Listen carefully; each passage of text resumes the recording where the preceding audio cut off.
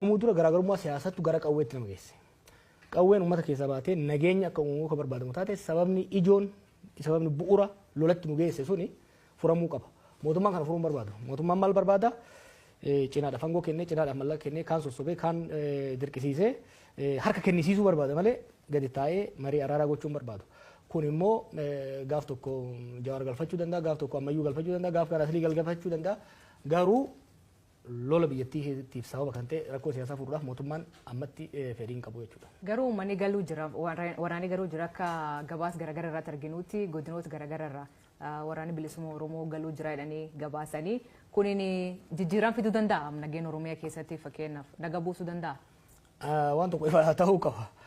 Oromiyaa keessatti Itoophiyaa keessatti namni tokko qawwee qabatee bosona keessatti akka hin barbaadu. Osoo hunduu galeen barbaada. Har'a warri mootummaa nagaa jettee jettuun tuni gaafa